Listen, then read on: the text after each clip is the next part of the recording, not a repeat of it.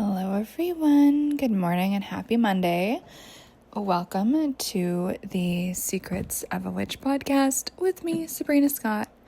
On this podcast, I talk all about life, love, healing, spirituality, trauma, witchcraft, magic, tarot, feminine energy, and everything in between. We talk about a lot of different things, and today I have kind of an intense topic that some of you guys won't care about or will not have heard of. But I did a poll on Instagram, and only one person, who is a guy I know from academic life, said he did not care about this topic. Everyone else, like 70 people, said that you wanted to hear about this. So that is enough for me to just launch into this. And about half of the folks responding to my poll were like, I know all about these different situations. I need your take now. And then everyone else had never heard about it, but wanted my opinion anyway. And so this episode is for y'all. So I'm going to be getting into some drama about a few different people in my industry. As you guys know, I don't super like to do content like this. I don't do a ton of like react or respond type of content. And to be honest, I had actually never heard of any of these people until this drama happened.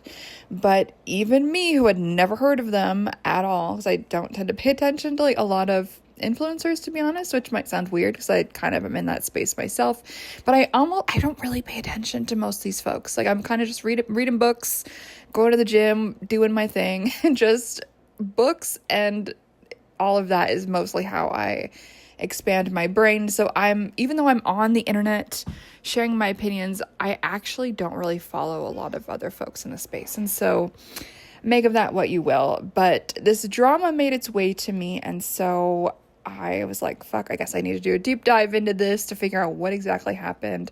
There's a few people that I knew were talking about it, and it's like, okay, so let's get into it.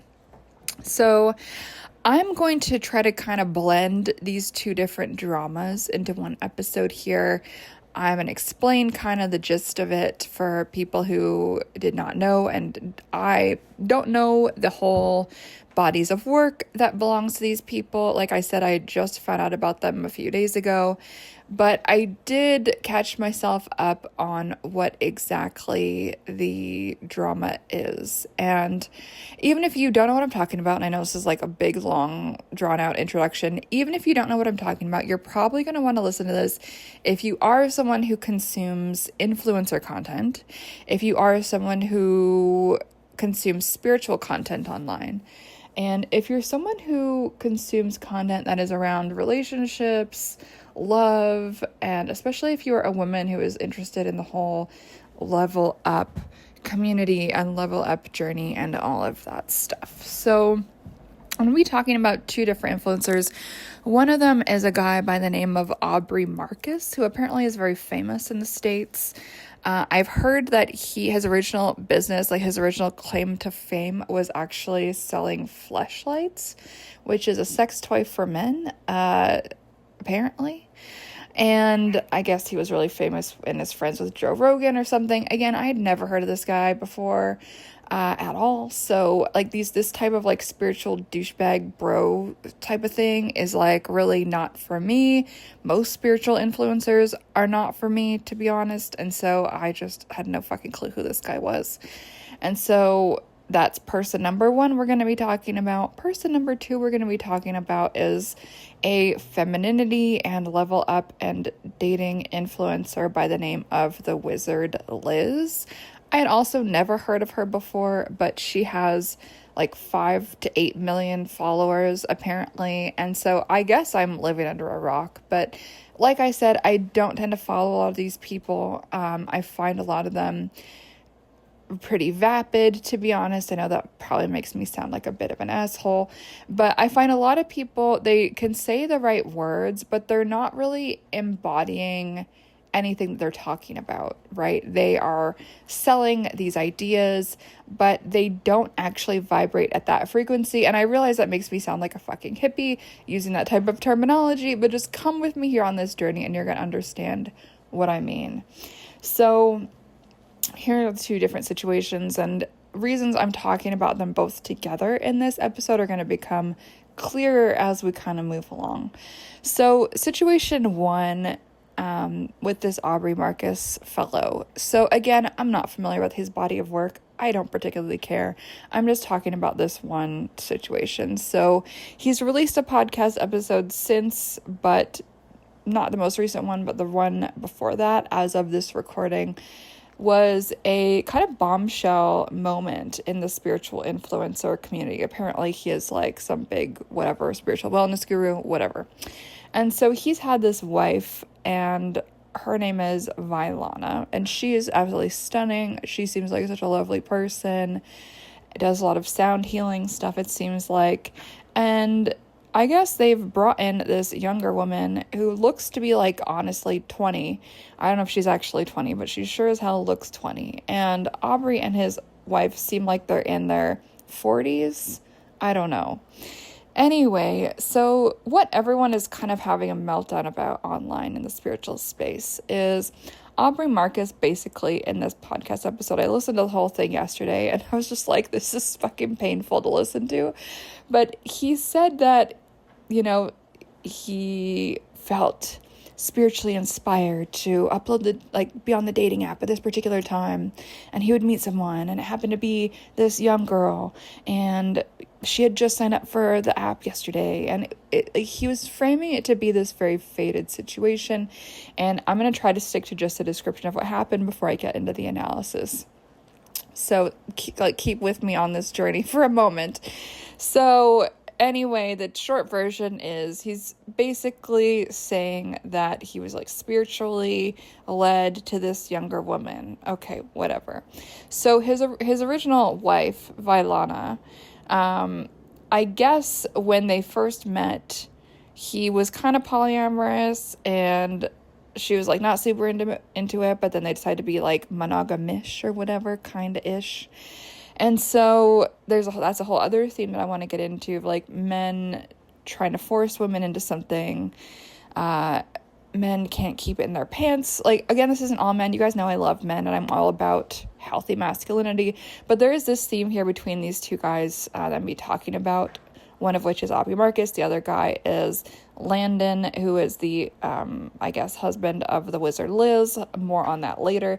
But we're going to be talking about a lot of toxic kind of embodiments of masculinity. So this is a little bit of an important backstory. So anyway, whatever. Aubrey gets Vylana on board. All the three of them and their little throuple go on a spiritual journey to Egypt or something, and are chilling out on the Nile. And apparently Aubrey Marcus gets this vision from the goddess Isis, giving him this instruction that he needs to impregnate both women. And so he shares this with his wife, obviously, and which, oh God, I don't even know how to Anyway, so he tells his wife that. His wife apparently tries to pull off her wedding ring and throw it in the Nile. Apparently, Aubrey Marcus was going to throw himself in the Nile. And keep in mind, these people are in their fucking 40s. Like, I'm sorry, it's like teenager behavior. Like, handle yourselves, okay? And anyway, I guess Vylana is obviously incredibly upset. I think that's reasonable. If you're not a polyamorous person, you would probably be fucking upset as hell by this. And as they're describing this in this podcast episode, which is a video podcast on YouTube, she is like fucking crying. And you can tell she's really upset about the whole thing. And at first she resists it, and then she's like, okay, fine, let's do it. And so through a lot of crying, and she says in this episode, the wife, that she's died like 100 times or something.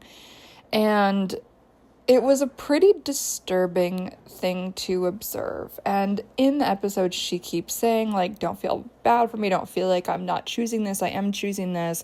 I'm choosing to make sacrifices and overcome my trauma, and yada, yada, yada. And it's painted as this, like, beautiful union. delusionally, they frame it as a form of monogamy, sacred monogamy for, I forget what the fuck weird ass phrase they're using to describe it, but like radical mystics or something silly and inane, to try to dress it up as something that it isn't. Like, what it ultimately is polyamory. Like, let's just be real. There's nothing monogamous about what's going on there. And so that is that situation. The wife is very clearly traumatized. So that's situation one. Okay, and apparently Aubrey and Violana got together very, very quickly, got married very quickly. For anyone who is a fan of their work, who knows this better than me, please feel free to correct me if that's not true. That's kind of the impression that I got from watching that episode. And so, who knows, maybe they've misrepresented themselves in that episode. I don't know, but that seems to be what they said, that they had gotten married, got together, committed to one another pretty much immediately at a certain point. And so that is a theme we're going to come back to. So that's situation number one. Okay, and I'm going to come back to that. So keep that in your mind on this journey of crazy people on the internet. Okay, so the next situation is this influencer lady who I guess was talking about expecting big things from men and blah, blah, blah. And like, I'm all about that. You guys know. And so I guess what happened was, okay, so a few days ago, they released this video of this couple, her and I guess her fiance, husband, whatever, basically talking about their relationship. And this video was released, I guess, and just a day or two later, it was revealed that this guy was cheating on her while she was 4 months pregnant. So she had not shared with her audience that she was pregnant. That's kind of how it came up. She, I suppose, said that she's leaving him. Okay, great. But, and like, that's all well and good. And her audience is basically giving her a kiss for being like, you go girl, blah, blah, blah. But as a total outsider who has not ever heard of her before, looking at that video, my initial impression was like, this is not a woman whose advice I would ever give a fuck about, respectfully, because of the way that her vibe and his vibe are just so fucked up in that video. And it's still on YouTube, at least as far as I know. It's just an hour or two long Q&A between them. They both look really young, to be honest. He respectfully looks gay. Like, nothing wrong with that. I'm all about freedom of expression, different sexualities. I'm bisexual myself, but there is a feminine energy to him, and there's nothing wrong with that. But what I would say is he definitely has a unhealthy and toxic feminine energy to him in some ways, and we can say the same could be true with Aubrey Marcus. That's kind of why I want to bring it up. They both are a bit effeminate.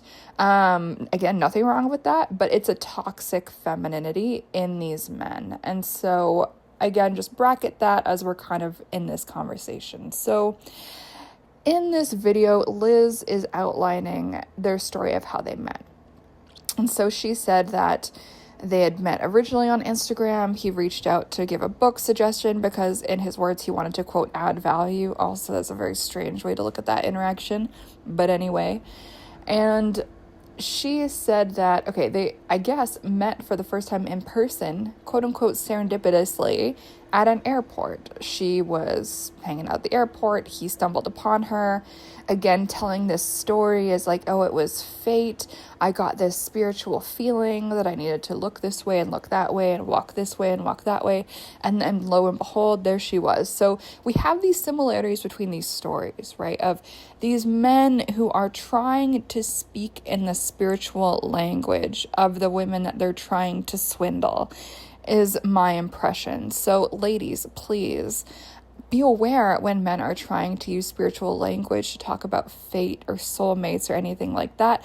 I have definitely had people try to do this to me before, actually. So it is an important thing. Like, shitty men will try to do this. Of course, there are genuine spiritual men who are 100% sincere and are feeling the vibes and are not moving from a space of toxicity. Obviously, these men exist. Duh. However, this example I'm talking about, hopefully it'll be clear as I kind of move along through this episode. And so Liz's guy, Landon, I guess, is telling this story about how he felt spiritually called to walk through the airport in certain ways, okay?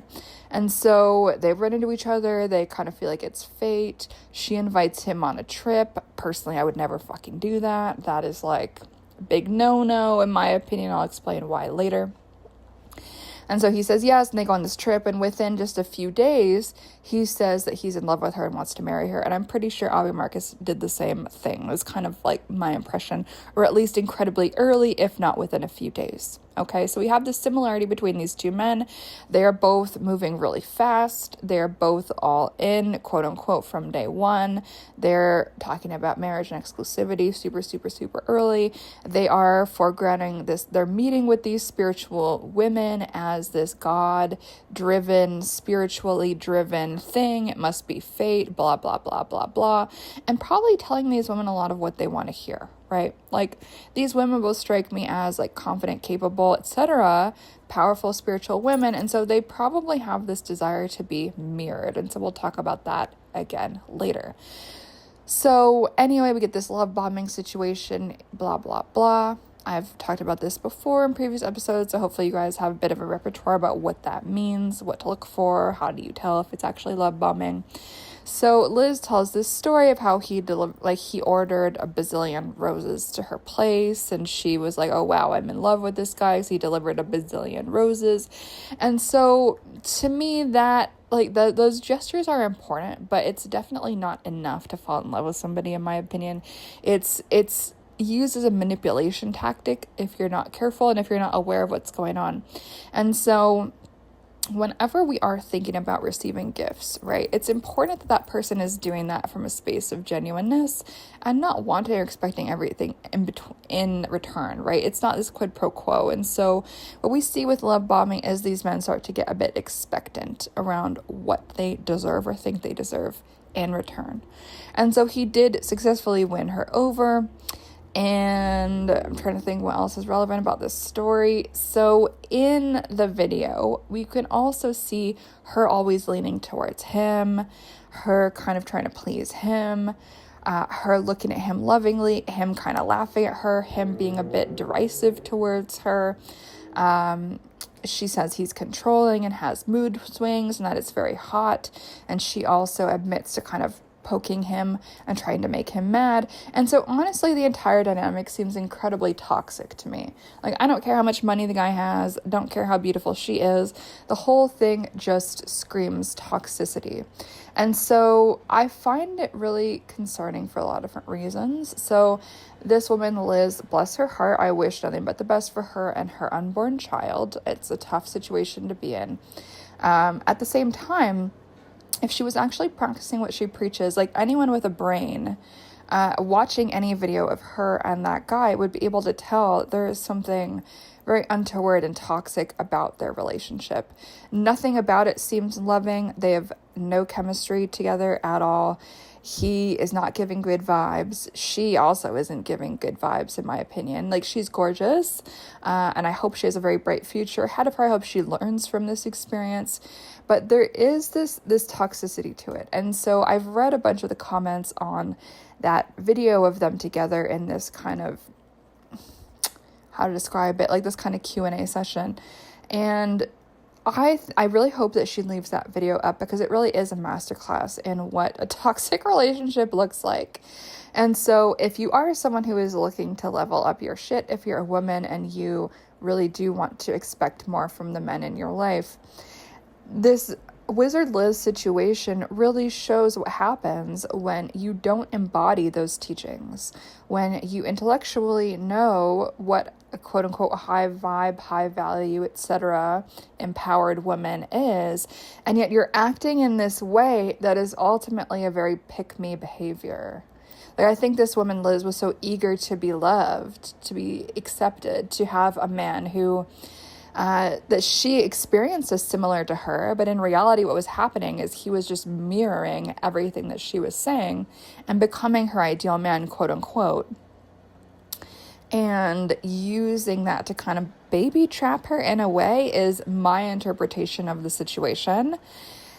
And I just find it very disturbing. And so the lesson with that particular scenario is to really, there's a few lessons, I think, but one of them is be really careful around the people that you're listening to. Some people are able to teach the teachings, but they don't actually embody what they're saying. Oh my God, my cats are like snorting at each other, having a showdown. So I don't know if you guys can hear that. Sometimes whenever I talk about kind of tense topics on this show, or even in a reading with clients over Zoom or something, my cats are going to have this like meltdown moment because they can pick up on the energy, which is always really interesting. So if you guys can hear that, I'm sorry. But if you can't, then trust me, that's what's going on behind the scenes. A big like cat showdown at the windowsill. So, anywho, back to the Wizard Liz situation. And so I'm on one hand, I'm really glad that like her whole audience is coming out to support her. Again, I guess I live under a rock. I had never heard of her, even though she's followed by millions and millions of people. So obviously way, way, way bigger influencer than I am. At the same time, you know, I'm not mad about not being huge, because I feel like sometimes people who are huge, they don't always embody what they're teaching. They're just kind of selling what they have to say in this particular way they know is going to be digestible and palatable. And a lot of people who have not done the work can't recognize when an influencer has not done the work, especially around the spirituality, self-help, and femininity spaces. Like, again, not to sound like a total asshole, but like for me, it took kind of one glance at her content to kind of see, yeah, okay, like this girl is not really practicing what she's preaching, unfortunately. And look at the situation it's gotten her into. And so and I've talked about this before, like what happens when we ignore our own standards of life? What happens when we ignore our own rules? What happens when we ignore red flags? What happens when we make excuses for other people? What happens when we let things go? Often we get fucked, not in a fun way. We usually get screwed over in some kind of way when we compromise on our values and all of that. It's not to say that we need everyone to be perfect. That's not really what I'm talking about. But there are so many red flags that are just so obvious in this situation that I think it's just a big lesson to everybody. And this guy at Landon, speaking of feminine energy, Liz said obviously he was controlling, he agreed, they kind of joked about it, cringy, but his energy to me came off as there's an unhealthy masculine element to it, because there's the controlling nature, which is explicit rather than hidden, but there's also the hidden controlling nature, which I would associate within my own framework of teaching this stuff as a toxic, unhealthy feminine trait. The unhealthy masculine is overtly controlling. The unhealthy feminine is covertly controlling. And so, in my opinion, this Landon guy is covertly controlling. I personally believe that I have no evidence for this at all, but my personal belief is that he actually stalked her and found her at the airport. To me, that seems like way too big of a coincidence to just randomly happen. Like, you know, it just seems a bit strange to me. And I think he was able to observe her, watch her. This is the danger when you're a person on social media with a public following. In my opinion, he watched her, observed her, and just kind of molded himself to be the exact person that she would fall for. And that is a toxic feminine energy behavior, in my opinion, right? And so we do see a lot of men these days behaving in these toxic ways, but a lot of women will see these men as safe because they're not overtly masculine. A lot of women have come to see the masculine in general as unsafe. Personally, I don't think that it is. I think healthy masculinity is amazing. It's beautiful. It's incredibly safe. It's incredibly protective. It's incredibly containing. And this guy, Landon, had like no healthy masculine energy that I can discern. Yeah, okay, so he bought her presents. Okay, whatever. If we're going to see that within the larger scope of the situation, that is ultimately a toxic, unhealthy feminine, toxic, unhealthy masculine trait, because the purpose of the gift giving, the purpose of all of this shit was not to be generous and to provide. Clearly, it was to control and manipulate. That is my interpretation of the situation. And so that is just something I think everyone who is dating right now, especially women, just needs to be on the lookout for, right? Just because a man is not like bravado masculine does not mean really anything, right? Like, healthy masculinity can show up in any package.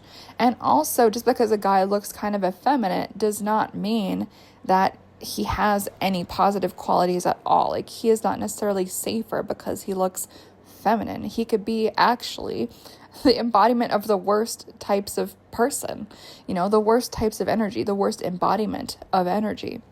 And so the whole thing is just so toxic. Liz inviting him on her trip, that was a masculine energy behavior, which if you want that healthy masculine, healthy feminine polarity in your heterosexual relationship, is something I really advise against in the early stages of dating in particular, especially if you are a woman who does not want to live in your healthy masculine energy all the time, and you would rather, let's say, channel that into a different area of your life. Of course, I do believe there's couples where it is the woman who is in the healthy masculine and the man who is in the healthy feminine. I've seen it work. Super happy people, amazing people. I've seen it. But I do think it is not the norm, that's for sure. And so since Liz was teaching feminine energy, it seems like, and the kind of glow up and all of that, to me, it makes no sense at all that someone teaching these things would think it's appropriate to invite a man that you literally just met on a trip with you. Like, first of all, it's so unsafe. Like, why would you do that? I don't care if you think you know this person. Not a good idea. Unsafe, first of all. I would never do that. Like, I can't even imagine. And then from an energetics perspective, it's not a great idea, right? Because as a woman, then you are leading the relationship and you are, in a sense, providing for the man. And so it's just a very fucked up situation. At the same time, kind of the least of her worries. Clearly, this guy cheated on her while she was pregnant with his child. Horrific. Horrific. And so I find it very interesting, and this is going to come up in terms of the Aubrey Marcus situation as well. I find it very interesting that these unhealthy feminine energy men, I do think cheating does tend to be an unhealthy feminine energy trait, to be honest. And some people who teach on this stuff may disagree with me. But cheating requires secrecy and manipulation. And in my opinion, those are very much an unhealthy, toxic femininity type of expression of energy. And so instead of, let's say, just dating women that are okay with polyamory, like, both of these men are out there cheating. One of them cheating in secret. The other one has basically created a situation where he's kind of manipulated his wife into being okay with this situation and basically gaslighting herself into accepting it as normal and enlightened. And so we see this similarity here with these men who cannot contain themselves, right? And so healthy masculine energy, among other things, is all about containment, healthy containment. Healthy masculine energy creates a container for healthy feminine energy. So in healthy masculine feminine energy polarity relationship, that looks like the healthy masculine creating structure and space and containment for the healthy feminine to grow and expand and flourish and follow her whims and just be and feel safe and free and all of these beautiful things. Healthy parents are able to do that for their children. Parenting is an inherently healthy masculine energy thing when it's done properly. Obviously, we all know not all parents do that very well. So, take that with a bit of a grain of salt. But when it's done well and healthily, healthy parenting is a healthy masculine energy thing because it creates this container for the children, which are the more feminine energy fluid beings, right? And so both of these men are unable to contain themselves, and my cat just knocked something over. It's like, Matt, why did you do that? So anyway, these men, both of them, since they're interested in sleeping with other women outside of their wives or fiance or whatever, they're engaging in behavior that is not healthy masculine, because the healthy masculine is all about containing others, yes, and creating space for others to be free and safe and just be able to relax and let down their guard. But the healthy masculine is also about self-control, control of the self, right? Having the discipline, having the sexual discipline to not want to go fuck every other thing that moves. And so whenever men, let's say, are cheating, I do see that as a lack of healthy masculine energy. Because if they had healthy masculine energy, they would be able to keep their dick in their pants, excuse my language, and they would be able to control their sexual urges.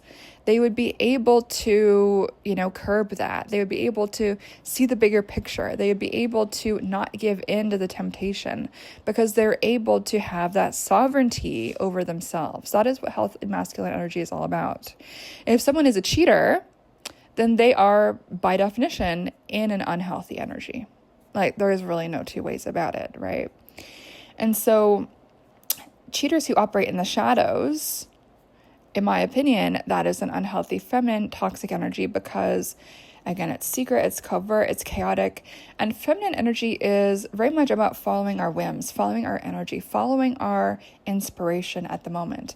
And so this is a really beautiful energy. I think it's fantastic. But when it is negative, when it is toxic, when it's harmful, in this case, if we're going to use the example of cheating, it's like that energy, that person is just unable to contain themselves, right? They're following their whim. They're following just these little fleeting desires, and they're willing to throw away their entire life for attention, for pleasure, for whatever it happens to be, which again is very like sex addicted behavior, but it's also very insecure behavior. Right? It's a behavior that is not grounded. It's a behavior that is not rooted in any way because it just requires the validation of, let's say, another woman in this case, even though the women they're with are absolutely fucking stunning and out of their league. Let's be honest. Liz and Violana are like leagues out of their respective men's like standards, in my opinion. Like, they are way hotter than the men that they're with, in my opinion. Which is a whole other topic we could get into for sure.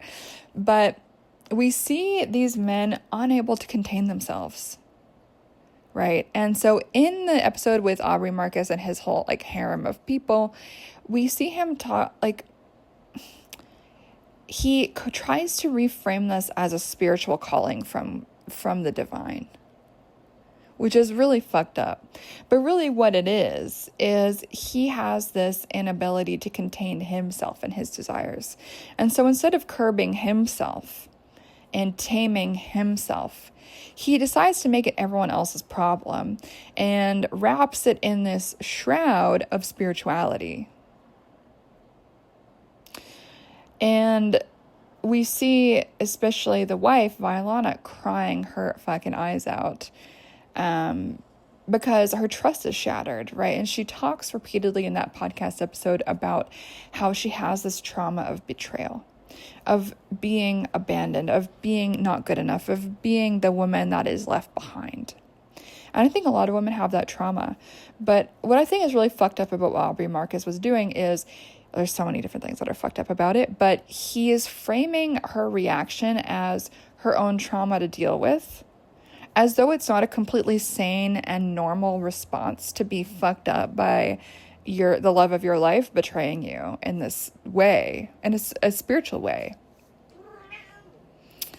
And yeah, my cats agree, apparently. I don't know if you can hear little Awas there meowing. And so he is basically abandoning his own masculine energy, and he's allowing himself to be in an unhealthy feminine, being controlled completely by his own whims, being controlled completely by just, the way the wind moves, which sometimes can be really healthy, but in this case really is not, because God, so many reasons, but it's a betrayal of his marriage contract. First of all, it's a betrayal of what Violana is even wanting. Like, if you want to do that, bro, just go find a polyamorous woman who's not going to give a shit. Like, why are you trying to contort this woman to be something just for you? It's ultimately greedy and selfish, which is also an unhealthy feminine, which is all about greed and gluttony. And I talk about this in depth in my Feminine Energy Without Bullshit course, if anyone is curious. All of this kind of framework that I'm using, it's a little bit unique to my own perspective and my own teachings. I'm sure it might be familiar to some of you guys, but just as a little bit of a I don't know, outline. And so, okay, so there's a few other things that disturb me here. So we also see that Aubrey is framing this as spiritually divine and divinely approved of, right? And so, honestly, these other women, I hope they get out of this situation, to be honest. Like, I hope they get the bag. I hope they get out. I hope they free themselves from this situation, because it just seems so horrific. And they keep talking about sacrifice, but it's only the women that are really having to sacrifice anything. It's not Aubrey Marcus that has to sacrifice anything. And what I find disturbing here, obviously there's a lot, but it's the use of spirituality and, let's say, divine contact, so to speak, quote unquote, allegedly, to manipulate people. You know? And so I also wish that these women are able to find their own spiritual connection. And I hope their ancestors speak loudly enough that they can hear them. Because, you know, if someone I was dating was like, by the way, the goddess Isis said that I need to impregnate you and another woman, I would laugh and then dump that person. Like, I don't give a shit what the goddess Isis has to say. I'm not fucking doing that. Go to hell. You know what I mean? I don't care how much I love that person. Like, that does not work for me. That is not aligned with myself, you know?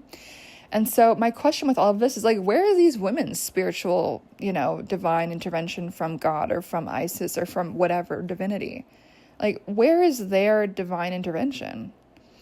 And I've said it once, I've said it a million times, but I think a lot of people's lives would improve if we all just developed our spiritual and mediumship skills and didn't just rely on other people to interpret the spiritual for us. And so this guy is basically doing this kind of like spiritual guru shit. It's honestly kind of, it comes off to me as like kind of culty. Like, honestly, what he's saying is very similar to what I've heard other cult leaders say. God, I get all my cults confused, but it sounds very like Waco to me in a way. Like, I'm pretty sure that guy whose name I totally forget, was making similar claims around like, God has told me to take multiple wives, blah, blah, blah. And so this is the word of God. You have to go with it. And that is really manipulative. It basically undermines the spiritual sovereignty of the people that you're engaging with, which I think is really uncool. Like, you know, it's just not cool. And I don't love it when people are, especially men, but anyone really, is using spirituality to manipulate people and then also to just obtain sex. And I know there's probably going to be some people listening to this who are totally down with polyamory. That's cool. No judgment to you guys. I've actually been polyamorous in the past, so I kind of know how it works. Ultimately, I was like, fuck this. It was like a little phase I was going through in my mid-20s. But I think there's ethical ways to do it and less ethical ways to do it. Personally, I'm like not in any way interested in being with anyone who is polyamorous. Just not my fucking bag at all. But one thing I have noticed in my studies of cults and cult psychology and abuse and all of that is that it actually is a really common theme in cult dynamics to basically erode the bonds between you and other people, or between like the followers, let's say, and other people. And this is often done in terms of sexual bonding, right? So people who are, let's say, in close couples, like those couples are often broken up. And it's kind of like a free love vibe, right? And so that type of thing, like a free love, polyamory, whatever energy, is a lot more common in cults than not, because then no one is really bound to each other. It's just this big community of blah, blah, blah. And because the couple, that unit is a threat to the power of the cult often. I'm going a little bit off topic, but hopefully you guys kind of get what I'm going at. And this breakdown of the sovereignty of, let's say, two people in a relationship. And again, I don't give a shit what you guys do. Do what you want to do in your relationships. But in the way that Aubrey Marcus is talking about it, in my mind, it seems incredibly toxic. And I think if it wasn't toxic and if everyone was 100% down and it was a healthy polyamorous situation, I don't think the lady, his original wife, Vylana, would be bawling her eyes out every 2 seconds and saying constantly, I've died a million times. I've died a million deaths in this relationship. And as we've been going through this throuple situation. And so my heart just breaks for her. I think it's horrible. And so if we can take any overall lessons from both these situations, right? Both of these men were using spirituality to manipulate. Both of these men honestly seem pretty feminine to me. Nothing about their energy seems masculine. And, that is an unhealthy energy.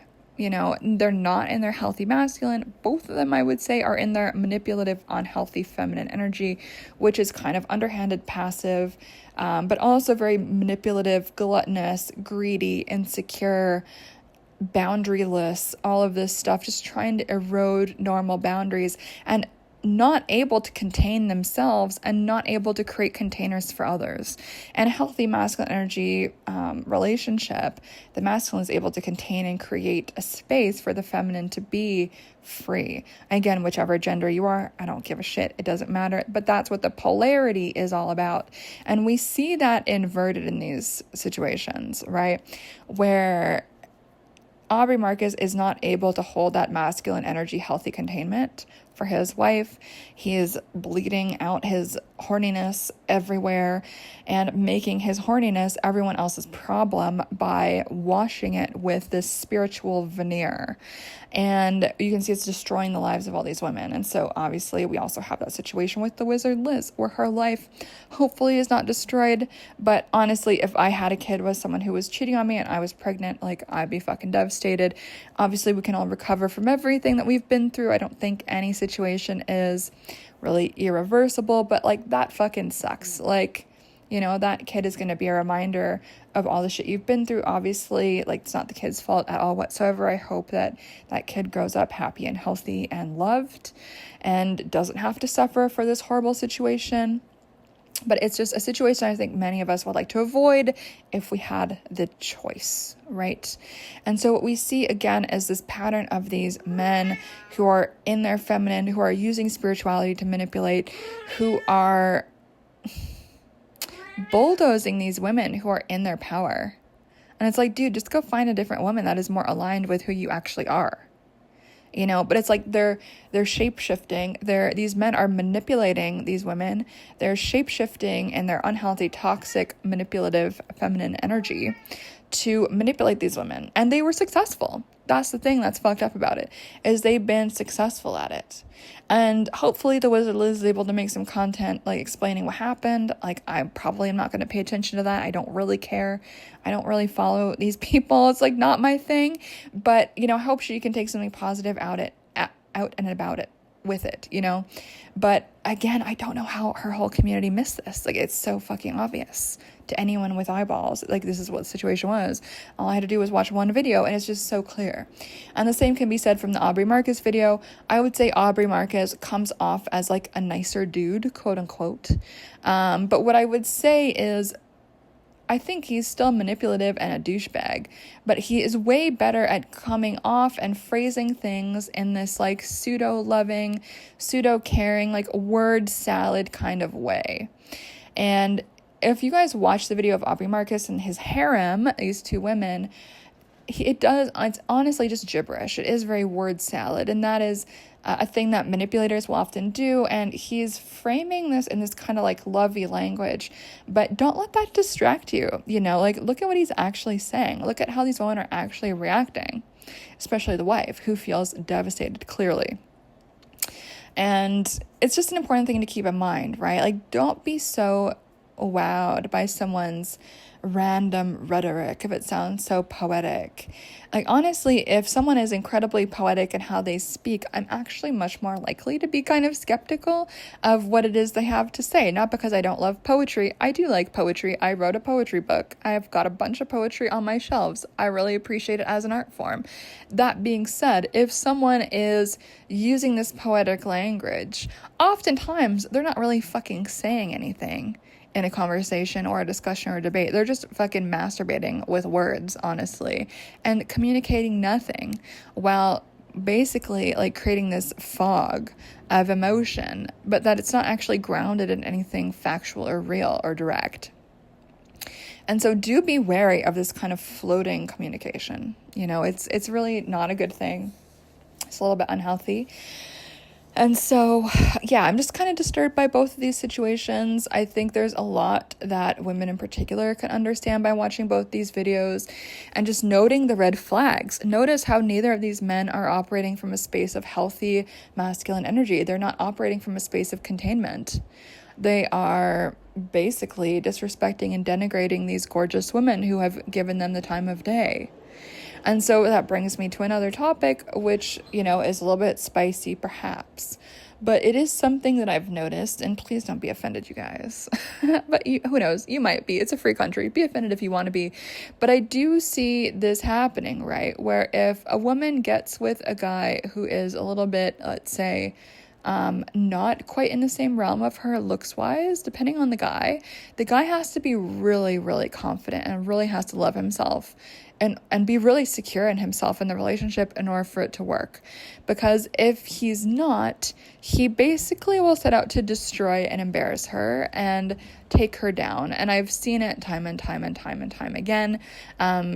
People have tried to do that to me before. If it was a guy who was, let's say, like not super good looking, but who I really liked as a person, you know, and it's definitely been an interesting eye-opening experience, like how some of these men who, because of their insecurities, will sabotage somebody. It's quite fascinating, but particularly they will sabotage women. And so there is this loathing and hatred in these men a lot of the time. Obviously not always, but when men are insecure and they just require this, when they are this kind of bottomless pit of insecurity and they just require endless validation from women, they basically are these kind of energetic vampires sucking the life force of these women dry, these beautiful, talented women. It's incredibly unfortunate. And so, as you guys know, I don't hate men actually at all. I love men. I think men are fantastic. Some of my favorite clients are men. I'm very, very blessed to work with quite a few men right now in my practice, and I just think men are wonderful. And I do think that it is so important for women to notice what actual toxic maleness can present as, because I think a lot of women are just not very good at recognizing it, or they just kind of misunderstand what is going on, and they're demonizing the wrong things, and they, you know what I mean? It's an important thing to talk about. I just think it's an interesting and important thing, which is why I'm making this episode. So let me see, is there anything else I want to talk about with that? I don't think so. The whole thing just seems very toxic. I'm very disappointed in everyone involved, and no one knows who I am that I'm talking about, which is fine. But my point of making this episode is just to give my perspective on it, because I've had quite a few people ask me what I think. I think all of these parties are toxic. I hope Violana finds healing.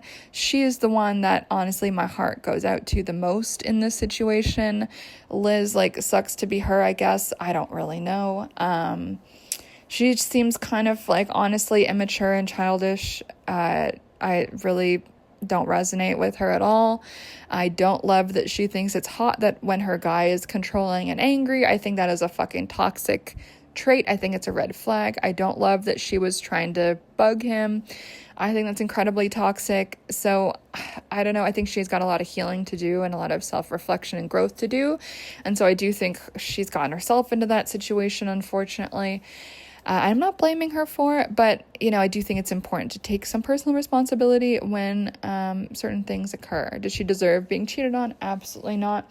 But I'm sorry, girl, if you are going to find it hot that your man is controlling and angry and has mood swings, like, girl, please have some self-respect, and, like, you should have walked away as soon as you saw the guy was controlling and angry and had mood swings. Like, I'm sorry, I have no tolerance for a man who is any of those things, and neither should anyone have tolerance for that. But the person who my heart really breaks for is Violana, Aubrey Marcus's wife. She just seems completely devastated by the whole thing, and my heart just breaks for her. I hope she finds a lot of healing, and I hope that she can stop gaslighting herself and emerge stronger from this situation. Like, honestly, my heart goes out for her. I hope she heals and is able to move on from this throuple craziness, because honestly, it's just horrifying. Clearly, she is someone who just deserves that one-on-one love and wants that, and it just breaks my heart when women want so much to keep a man around that they will deny their own desires and deny their own needs. Like, she clearly wants a monogamous partnership, and she is denying herself of that. And so, ladies, like, I'm sorry, you don't have to share if you don't want to. It's okay to walk away if you guys are not aligned. That's okay. There's other fish in the sea. There's going to be somebody who is in alignment with whatever it is you are and whatever it is you want in your life. So please fearlessly walk away if you do see any red flags. It doesn't matter if someone bought you a million things. In my stories, I shared an example. I don't really talk about my dating life that much, to be honest. It might seem like I do, but trust me, I don't. There's so much more I could fucking say about all of it. But I did share a story, a month or two ago on my Instagram stories. Someone was doing the non-Q&A. Someone submitted me some questions. And the story I shared, I'm just going to share it right now, just to give you an example, right? So this man, we had a first date. It was fine. Had arranged for a second date. And on the first date, he brought me like tons of presents, actually. It was like, I don't even know how much it was worth, but it was like probably $1,000 worth of presents. And we met in person. We met at a co-working space, and I don't know, when we met, I was literally wearing sweatpants, and no makeup, literally. I did not look glamorous at all, but anyway, we met, I hit it off, whatever. So, for a second date, he was like, oh, I bought you all these things, and it was probably $5,000 or $6,000 worth of stuff. It was like Gucci shoes, it was like designer, silk robes to wear to bed, and all these things, none of which did I ask for, by the way. But, he, I guess, just had a lot of money and felt generous, and that's just his way. And, that's very compatible with how I like to be. I love when people are generous. I love gifting in a romantic relationship or any dating context. I really love that. So that situation would have worked great for me if he was more aligned with me as a person. And so what happened, he kind of had this sense of humor that was a little bit, disparaging, or, a little bit, joking, in this way that I didn't really like. And I can't even remember now, honestly. When I've stopped dating someone, it's out of sight, out of mind. I just forget the whole thing happened. But if I can try to remember, he was just a little bit deprecating, somewhat self-deprecating, somewhat deprecating towards me, but not in an insulting way. More I don't know how to describe it, but anyway, the long and short of it is, it was a very kind of British style of humor. I grew up with that, and I was just not fucking vibing. I was like, can you stop making comments like that? I don't really fucking like it. It doesn't really feel good to me when you say stuff like that. And he was like, yeah. But then he kept making comments like that. And it wasn't malicious. I think this guy's actually a really good guy. I just think that sense of humor, I just could not deal with it. It just started to be really fucking obnoxious. And so I just was like, I don't think this is a match, and I canceled the date. So we didn't actually see each other again. And so if I had decided to suck it up and go on that date, I would have gotten $5,000-6,000 of presents. But for me, $5,000-6,000 of presents is not worth me spending 2 hours over dinner with someone I find annoying. You know what I mean? And so I think it would have been easy for, let's say, some people to be like, oh, I'm going to make the sacrifice. I'm going to take one for the team. I really want all these presents because who knows, next time someone's going to get me presents, yada, yada. But honestly, my opinion is the universe is abundant. There's more fucking fish in the sea. And my time is more valuable than to spend it with someone who I'm frankly annoyed by and turned off by in this moment. And so I canceled. And I don't really think about it. It's fine. It's whatever. And so my point of sharing that story is we have to be, as women, willing to walk away from a situation that doesn't feel right. When someone doesn't feel aligned with who we are as people, our character, our values, our sense of humor, our whatever, we have to be willing to walk away, no matter what finances, no matter what security, no matter what let's say, love bombing or presence or genuine generosity someone is offering us. Like, we have to be willing to choose what feels real, And so, I'm saying this because the beginning of these situations with Aubrey Marcus and Violana, and then this guy Landed and the wizard Liz, it does seem like these men were like love bombing at the start, and there were probably some red flags and probably some incompatibilities, it seems like, but these women were kind of swept up, it seems like. And again, I don't know these people. This is kind of my impression from what I see on these 2 videos that I've watched.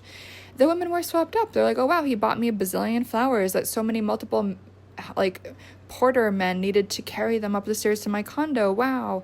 Being so swept up by all of that. Don't get me wrong, gifts and all of that is really nice, but we have to be able to say, no, that isn't enough for me to trust someone. It's not enough to say yes, And so these women are like so eager to be so pampered that they override their safety mechanisms and probably to some extent their intuition that probably knew that something was wrong here. And so this is why I always tell people, and this is why how I date is really slow. I tend to be a slow burn when it comes to stuff like this. Like, I haven't really said this out loud on this podcast, but for instance, like my situationship back in the holidays, and I'm calling it, and it wasn't really that, to be honest. Like, it was what it was. But that, I never slept with that person. We actually never had sex, believe it or not. It was like 3 months. And so a lot of people are shocked to hear this. They just assume that it's normal to immediately just jump into bed. And if that works for you, I think that's great. That worked for me when I was, my early 20s. It definitely does not work for me now. Sometimes that, that immediate bond of sexual hormones and having sex and the presence and all of that and the compliments, it creates this soup where it's really easy to not trust yourself. It's really easy to just be in this fog where you can't really see where you're going.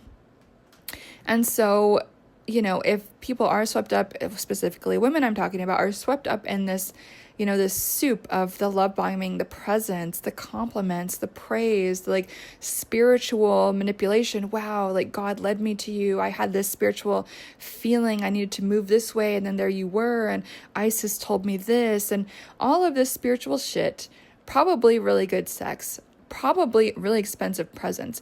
It creates this soup where a lot of women forget who they are and forget to notice the red flags that are blaring in front of them.